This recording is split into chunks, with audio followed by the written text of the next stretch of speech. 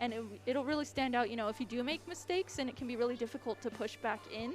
So as we finally get to see what weapons these teams are going to come out with, we are seeing from the side of Basic Economy, it looks like we see a Flingza Junior, NZAP, and 52 Gal, and then on the other side, we get to see a H3 Kensa Shot, and then Bamboo and T-Tech. I'm glad that you led off with the Flingza, because I feel like that's going to be a really good tool to have on the side of Purple Ink for the sake of being able to take back the point. We already see that CDs is taking the stage initially, but being able to take back and hold harder, I feel like Basic Economy is better laid out for. And they're already starting that initial push back onto the point. We see the Booyah Bomb, but not able to hold. Yeah, not quite able to hold. We're seeing Nishi here with that H3 doing exactly what it does best, painting the zone, trying to at least keep it neutral, and in doing so is able to get armor and pop that for their teammates to start pushing up here. So the zone has finally switched over to Basic Economy's side, and with 2 down on CDs, it looks like Basic Economy is finally getting in a position to hold and get the lead. Yeah, this was the position that I was worried about for CDs, because it's fine enough to take the point first. It's a good start. You got to start somewhere if you're trying to win. But when you look at the layout that we see here, there's just so much potential for aggressive in control from Basic Economy. And that kind of fits when you look at the players that we're watching, especially Slimy. Slimy trying to play aggro, moving into the center, and now trying to go in for just get some ink down. Yeah, Slimy, ooh, nice inkjet there pick from Latios. And we saw Slimy there having to back up, knowing that they do have one teammate down and they are in a disadvantage with all this green ink everywhere. So it looks like Latios has spotted Slimy, is going to go in for that kill and get that really nice pick. Along with that armor, is going to get another pick on Midnight. Though DJ here able to put a stop to that and hopefully get some jump in from their teammates so they can get in a position to push back in. Overall, a great adaptation from CDs, recognizing how aggro Basic Economy was going to get and just clapping back before they had that opportunity to really mount an offensive. And now we see Splats left them with right. Brock doing a fantastic job of holding this point, and this is looking like game 1 could very surely go to CDs. Yeah, CDs is doing a really good job at pointing out where Basic Economy is trying to push back in. And unfortunately, it actually looks like there's a DC on Basic Economy. The NZAP has DC'd, and with the game this far in, I think that'll be game, and we won't be able to replay that. Yeah, no, that's too deep into the game for that, and no chance of being able to stop the bleeding at that point.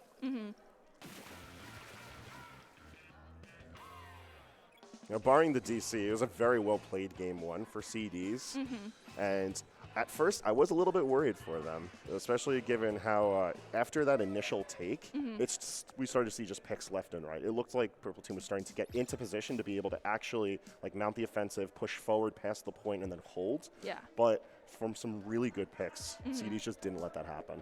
Yeah, anytime Basic Economy would try to get into a position to set up, it felt like CDs was right there to call them out, to just all gang up on them and get those picks really fast. They didn't even let them get in a position to even set up.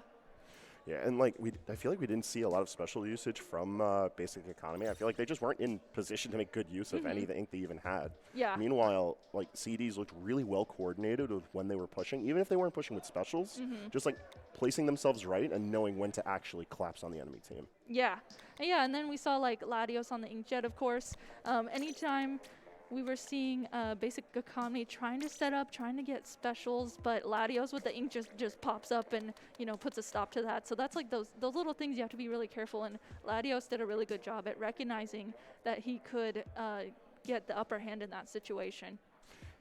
Rissa, now it remains to be seen, if their game plan coming into this game 1 was to play a good retaliation game and play aggressively, but then CDs just answers back with further aggression, I don't really know what your game plan is moving forward from there. I feel like we're going to have to see a switch in the items, a switch in map approach. Yeah, definitely. And it looks like we're getting a playback of Latios popping off, like I mentioned. And Latios did a really good job exactly noticing where they were coming back in and was able to rush into them. And Brock here doing the same thing. We got to see Brock pop off as well. And we're getting a really nice playback of that. And he does get the last one too. I mean, he was right there ready for them to drop down and just get those picks. from both of those plays, one thing I realized, being able to wipe the team, barring the DC, almost wiping the team, like while they were trying to use their specials. One thing I didn't realize while we were in the game live, and there is just like we saw that Basic Economy was trying to mount that offensive. They were trying to, but like they just were not coordinated enough to actually get it off before they could be stopped. So fighting ahead of the zone, always important, but I feel for Macamart especially, having the guts to be able to push into that tight of space and clear that, really well played. Yeah, definitely well played. And yeah, like zones, like you said, Mako zones, you have to be careful if you push up too far. But the way that CDs was playing that, they were pushing up past the zone, but they were still getting the picks, and that's really important and really good of them. Yeah, they looked really comfortable with it, and Game 2 is going to bring us tower control on Inkblot. So a bit more of an open space, and not as many of those like tight corners to invite very bloody firefights. But it could offer really good reward to the team that's able to put down solid ink. Yeah, absolutely. Map control on Inkblot, it feels like no matter which mode it is, definitely plays off. So we're seeing the weapons here come out, and it looks like a lot of the same weapons that we saw last round. The only main thing I see is DJ here on that C-Jet. Yeah, and that's looking a bit more of a return to form for DJ than previous. I'm curious to see if that's going to have a big impact in the firefights moving ahead. Yeah, me too. We're actually seeing DJ using that Stingray as, oh my goodness, right as I was talking about his Stingray, he did go down. I didn't necessarily see why DJ went down, but that's 3 down right away here on the side of Basic Economy. Latios here to get that cancel on the Booyah Bomb on Slimy also. So here we go again with Latios' Inkjet, what he does best here, coming into the bats area, getting a pick with that, and just adding so much pressure. Like, regardless of all of the picks, just such excellent movement while using Inkjet, being able to position really well, maintain the pressure while the rest of the team follows up. So he doesn't really care if he gets inked or not. Like, he's keeping that pressure that's there. And now Towers moved to a really good point. Really hard to press back from this far up, and I don't think Basic Economy is going to be able to take this one back. Yeah, with Nishi armoring up here, just solidifying, not being able for their teammates to not be able to get picked there in the last 5 seconds of that match. Really, really good armor, and they were able to just all get on the tower and just push it as fast as they possibly could. So they will be taking game 2. Yeah, that was just expertly played, that game. They didn't go for the tower immediately, just waited for their opportunity to set some ink, get some charge down, get ready for when they need to protect the tower they actually get. And then the momentum just snowballed from there. Yeah, and I feel like that's definitely one of those maps and modes where it can snowball really fast. And we saw just that. I mean, tower control, control in general, if you get past those points, like on this one, it was the bats area, like we saw Latios inkjetting that. And then their teammates there painting around, doing a really good job at that. It can snowball really fast if you don't have a game plan to be able to come back in. And kind of similar to what we saw in Game 1, it looked like there was that idea of, all right, we lost the initial firefight, and let Basic Economy hang back, charge their specials, try to fire back. They just weren't able to do that. Like, once again, we saw CDs be able to press forward, interrupt the specials, get the picks they needed, and that time it was a full wipe. There was no DC for that one. That was just, they're all down. Yeah, that was just immediate pressure, immediate paint, and we definitely saw that really fast. So now coming back into that one for Game 3, we're getting Clam Blitz on the Reef. Clam Blitz in general, it's kind of hard to take momentum with you going into this game mode, but I don't know. It seems like CDs just has a really solid idea of like just getting their picks. If they're able to play it out for the sake of getting their picks, the rest of the game is going to sort of follow, and Clam Blitz really invites that style of gameplay. Yeah, it really does, and especially, you know, we're going into Clam Blitz on the Reef. If you can get control of certain areas and just keep that control, it can really, really show through. And with the way CDs has been playing with their map control, with their synergy, I mean, I can absolutely see them doing a really good job on this.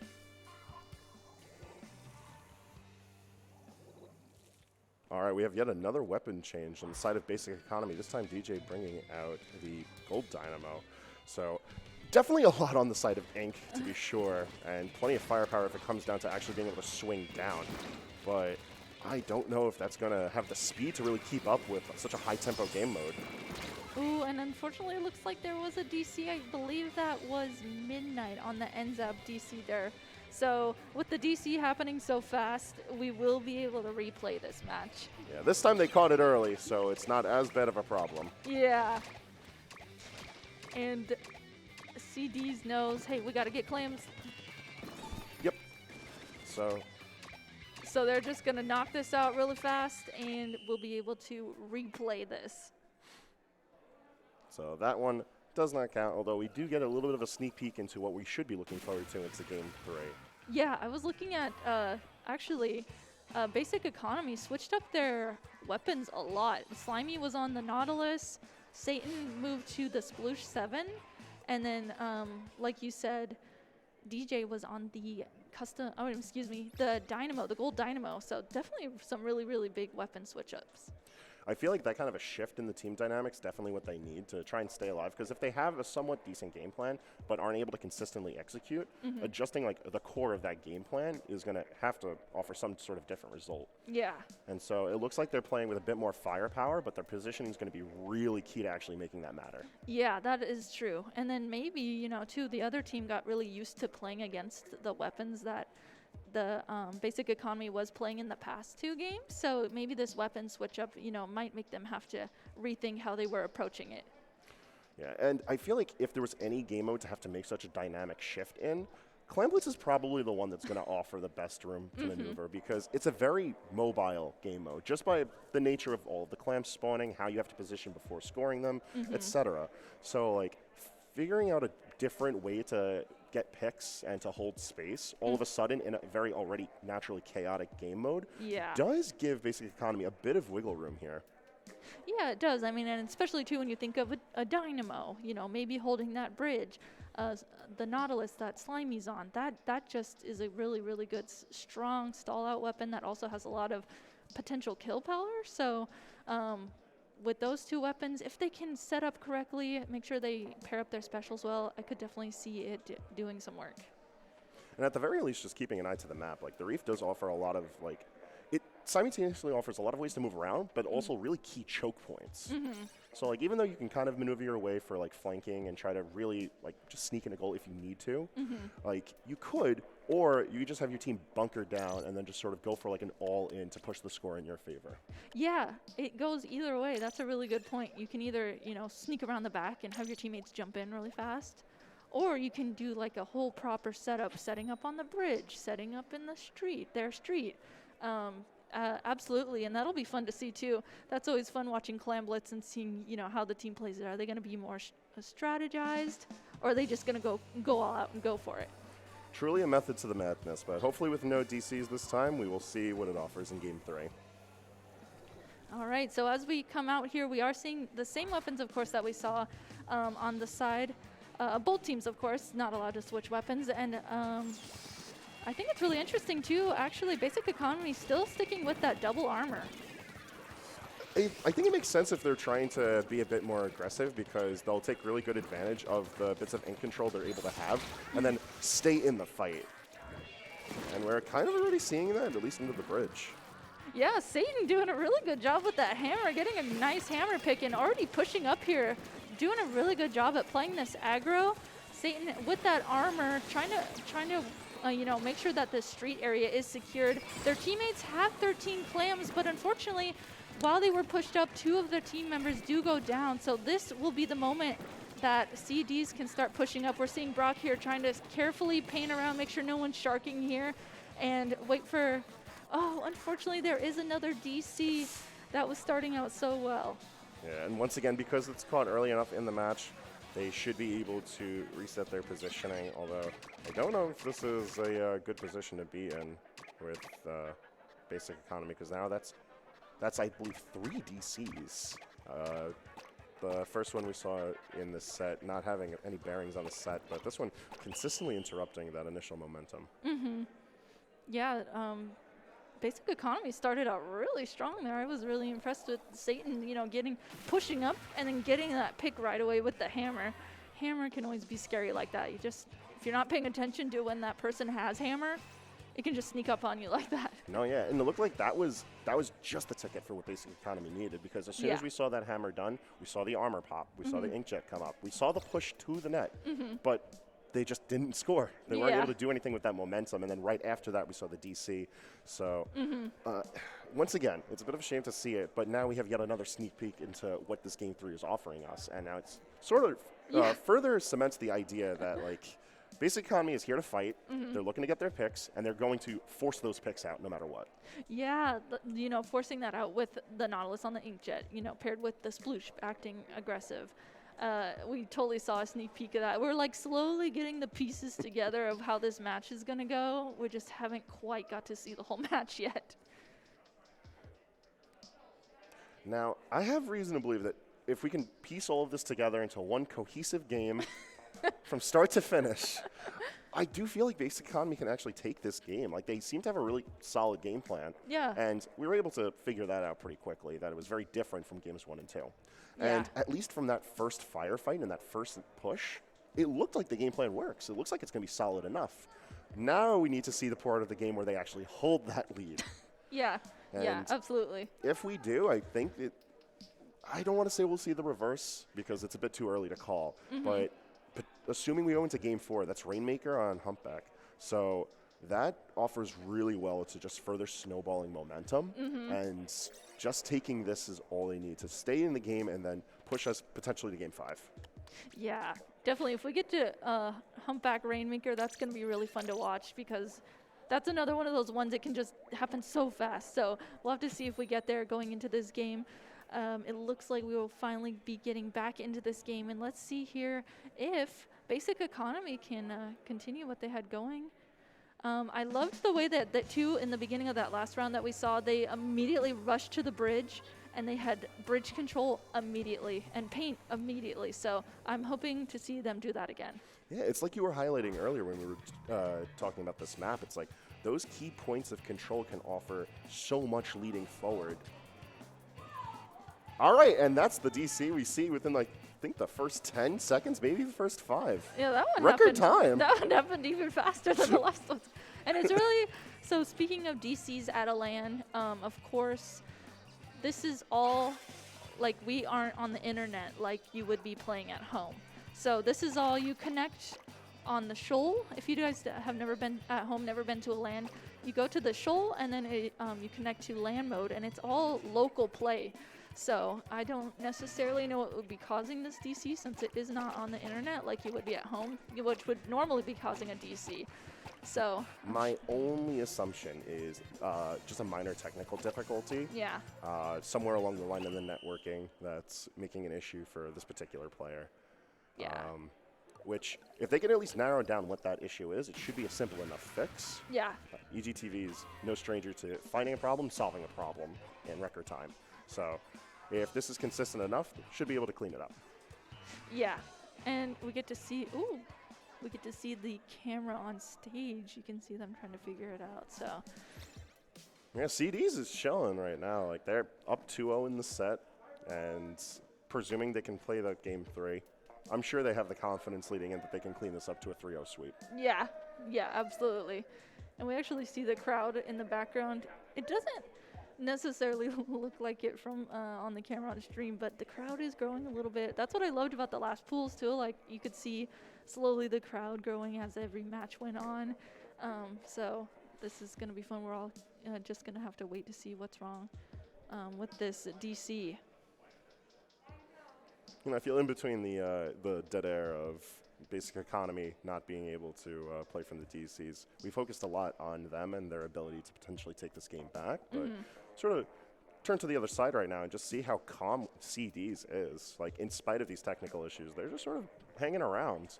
And Yeah. I feel like if they could just keep that low, steady energy moving forward, like, I don't know if they'll have anything to worry about, because in spite of us analyzing to see the bits and pieces of a solid game plan from Basic Economy, they are the ones who are down 2-0 right now. That is very true. And especially CDs having Latios, Brock, Pulp, and Nishi. I am sure they have all practiced together at home. And they're all, great players. And having thought that they're probably were practicing together at home. I mean, they probably have so much synergy going into this. They probably know exactly how each other plays. And of course, they know each other's weapons really well. So they probably have game plans as they're going into these games too. You know, I feel like we saw like evidence to support that from game 2 especially, where it looked like all of the players of CDs were really comfortable with being able to push in front of the tower and position themselves really specifically. Yeah, that's true. Like, we saw really specific timings on the specials, some pretty bold movement when it came to positioning, but regardless, like, if you're comfortable in your team covering you, you get to play like that. Yeah, the confidence that they had going into that, I mean, just knowing, hey, I'm going to inkjet right here, right in the other team's face, and my team is going to have my back and be able to watch my jump, be able to paint around me, be able to help me get these picks. I mean, that definitely showed through, and I feel like we could absolutely see nuances of their synergy. Like, that's one of the things to appreciate about a well-practiced team is that even if you have a team that makes dynamic shifts, like, you already have, like, the cohesion as a team to just sort of adjust. Yeah. So, like, I feel like we did spend a lot of time building up the, like, basic economy. They've got a really good game plan coming into this game 3, which it looks like we're going into proper now. Yay. But we can't be sleeping on CDs. Yeah, that is very true. CDs has showed us, you know, in the past 2 games that they took already. In the past 2 games that we already got to see, I mean, they are going into this confident. They have a game plan, and they know exactly what they want to do. So finally, we're seeing these 2 teams come out. Looks like this time around, we're getting to see Midnight and Satan here painting around the right side of the map. Midnight probably trying to get armor here for their teammates to start off this match. And bridge control right away on the side of basic economy. Looks like 1 down on each side. That is going to be 2 down, as Latios was actually on the flank there. Made sure that he was able to call that out, and now the bridge control has actually swapped over to CDs here.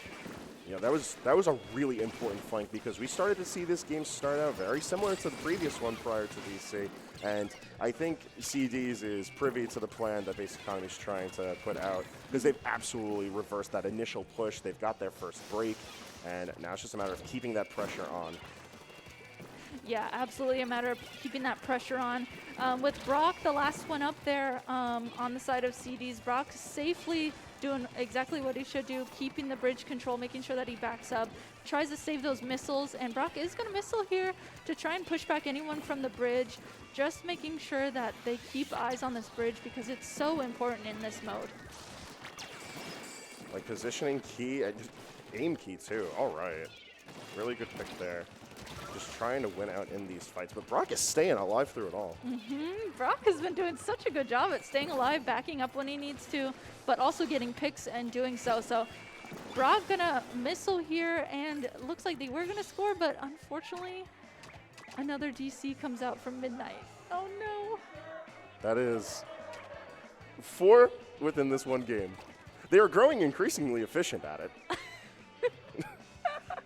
This one was actually, we went really decently into the game too. Yeah, no, like before we were getting bits and pieces, little snapshots of what Game 3 could be. Yeah. This one, I think we have an idea of what Game 3 offered us. And kind of like what I was alluding to before we went into this version of Game 3, like CDs had the idea of like, they recognized the changing game plan, they just adapted. They adapted really hard, they executed really well, and it's what leaves us with the 46 to 100 right now as TOs figure out what's going on with the DC.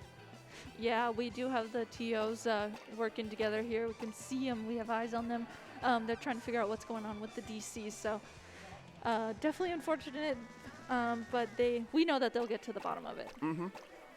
Such is the woes of offline lands of this caliber. Although it's, I feel, a testament to the TOs to be able to recognize these kind of problems and just sort of just push through it. Like, they see this, and this could just be a momentum-halting disaster. But EGTV's been doing this for a while. Yeah. Like, they've been a cornerstone of specifically offline Splat play since the beginning. So they see these kind of problems. They just sort of go through the list of what could be wrong. And as we watch that get figured out, hopefully we do get to see that Game 3. I know. One of these days we will get to see Game 3 and see who wins. I mean, that was cool to watch Brock. You know, Brock wasn't necessarily on the armor support weapon. Brock was on the Kensa shot. But, I mean, he was doing, like, support type things with that, making sure that he backed up, didn't die, saved the missiles, and still getting picks. So that was really cool to see. That was the main highlight from that little tidbit of a game that we got to watch. Definitely. We saw a pretty extended series of picks here and there, really good in coverage, which I think was like one of the better aspects of that for like team play overall. But then also every time you got missiles, which was quite often during that one point, just further backing up, making sure to use them, get right back into the action following them. Yeah, and I'm sure that he had eyes too, since, you know, he wasn't playing super aggressive. Had eyes and was in the voice chat, you know, giving those call outs to their teammates, especially when he's missiling. Of course, he can see where everyone is when he pops those missiles. So that's really good that he stayed back, made sure that he was able to call out for his teammates. And it was really showing through on that little tidbit of a game we got to see. Yeah, one thing I always love to emphasize when it comes to these offline events, and really any type of competitive Splatoon, is the importance of communication. Like, you could survive solo queue.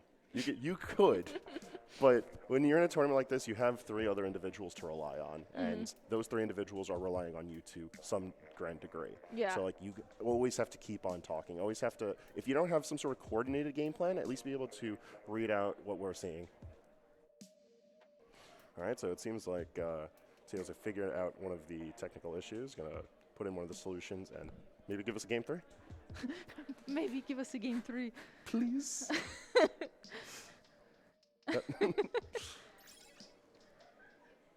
And it looks like the other pools in this group are having to, it looks like, wait for this game to finish, since this is the last game. So where they're making sure that they play all games at the same time. So yeah, that's just one of the hiccups. It's round robin style pools, correct? I always mix up Swiss and round robin. That's right, I forgot. Splatoon loves Swiss. Yeah. I always forget. Okay, so if it is Swiss, other games can go, but then if you start having like desynced games, not literally as in this case, but as in like the sets happening in different spots, it does throw off the momentum. So even if you have an efficient team like EasyTV does, like one little hiccup could just sort of domino effect. So good on all the players having the patience to wait out this one particular set. Yeah, and of course, I mean, this is more time to hang out with all your friends, right? That's important. So this is, I mean, if I was in this situation, I'd be like, hey, I still get to hang out with all my friends. That's one of the things that I genuinely love about the Splat scene. Anytime that I come around for events, is like every LAN feels like a family reunion of some kind. Right? It's so cool. Just seeing all your friends again. Everyone's so familiar with each other online. And then when you get to play with each other too, of course, at a LAN is awesome. Just the vibes are pristine in this room. Yes. Somehow weathering the storm of the technical difficulties. But if the solution has been found, we will get game 3, Mark 6. Game 3, I think this is what, the 5th time? This has got to be the 5th or 6th. Fifth time's a charm. Okay, here we go. Midnight, I love that we're getting to see Midnight start out again here. So Midnight coming out on this right side again, going underneath the bridge, carefully approaching these 2 players on the left side. Midnight is going to go down, and it looks like Satan on the sploosh went down initially in the beginning of the match too. So this immediate bridge coming out from CDs here with Latios and Pulp leading the charge.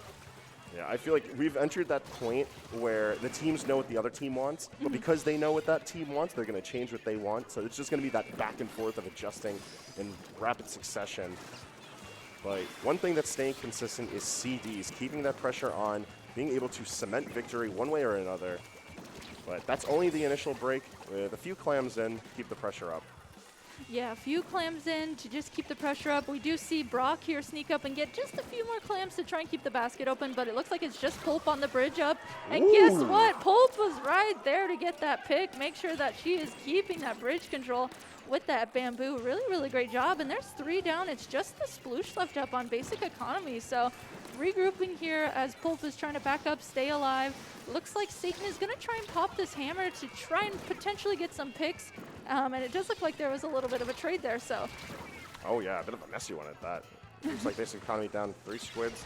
And DJ doing his damnedest to try to hold that point, but not going to be enough. CDs not only breaks basket open, gets in a couple of clams, keeps that pressure up. This is looking like a daunting task to be able to take back this game. In spite of having a solid plan, just solid execution and better positioning from CDs makes this game 3 look pretty bleak. Yes, CDs is doing a really, really good job at just kind of juggling positions, like holding positions, I should say. You can see they're holding positions, slowly backing up together when they need to. And on the other side, though, it looks like Basic Economy is going to armor up here to try and push in. Satan using this hammer to try and get another pick again with that hammer.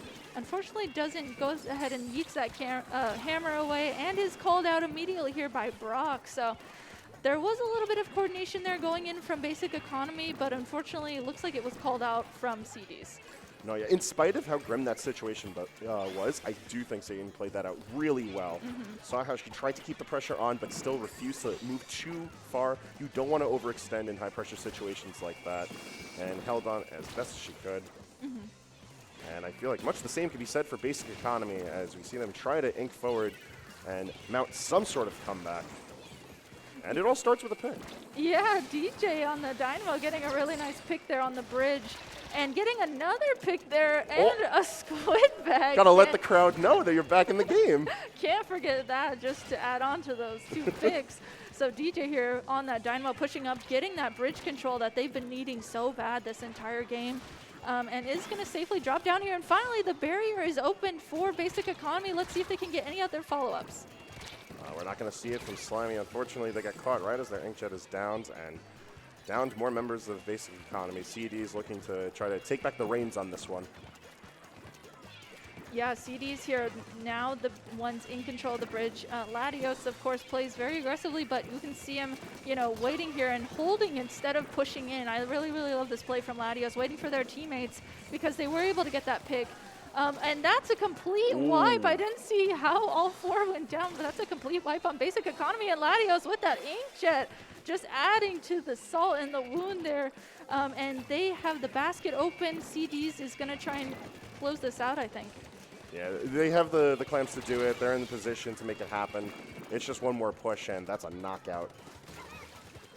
You know, we were following Latios, saying how consistent Latios has been with getting picks and making really important plays, but the rest of CD's definitely here to play. They are able to position themselves fantastically, getting important picks, and the pressure has not let up throughout this entire game. Yeah, paired up with, you know, Pulp's Bamboo, of course, that pressure and just everything combined with them has been playing out so well. Satan gonna try and pop this hammer with that ball that she made, but unfortunately is called out by Brock here. And with 28 seconds left on the clock, it's gonna be up to Basic Economy to try and do something here.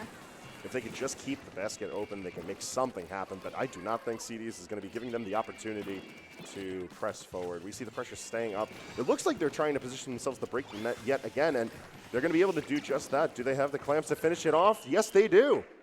They do, and of course, Nishi coming in clutch with that armor, always coming in clutch with that armor in the last pushes that are going on, and that really solidified just ending that game. And game 3 will be going to CD, so that is a 3-0 for them. You know, Basic Economy got a couple of squid bags off, which was what multiple members of that team promised me, but it wasn't enough to keep them in the running. A very convincing 3-0 from CDs. You know, DJ got the squid bag off, you know. He got it. He got the clip. Sometimes if you can't get the W, you got to get the Twitch clip. that is very true. When you get the clip out of LAN specifically, it just really, chef's kiss adds to it. Like, it's one thing if you're trying to do that to someone and you're in the safety of your own home. Like, no one's a stranger to the idea of, like, Twitter warriors doing something of that nature. But the person's right behind them. DJ's no less than 6 feet away from the other person. That takes guts. Yeah, I was actually talking about how I was talking about with my teammates and some of my friends how, like, at a LAN, if the other team you're playing against is calling out really loud, I mean, you can hear them. You can hear them no matter what they're saying. You can hear it, and it's just so different because we haven't been at a LAN in so long, so we're not used to that. Yeah, it's like, distant though they may be, they are on the same stage. They are relatively close, and in my experience with Splatoon, there's definitely players who are loud enough to get. Absolutely are.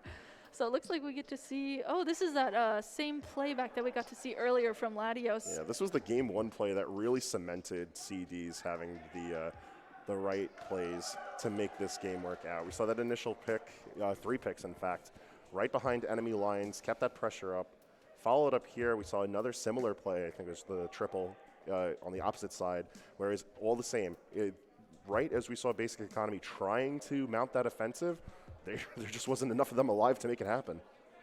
Yeah, there really wasn't. I mean, of course, like we mentioned before, it looks like we're getting another playback here from the Reef Clams match, and Slimy doing a really good job with that Nautilus, charging it up and dropping it down to immediately get that first pick, and then also staying back a little bit more and getting that second pick. The 2-for-1? 2-for-1 with one shot? All right. Oh, and I think this is the moment. I think this is the squid bag moment. Hangman. Let's get it. That's what I'm trying to say. We see the one pick. I think there's another one to follow before we get it. Yep, there's the second with the dynamo, and then right there, bring it right onto the bridge.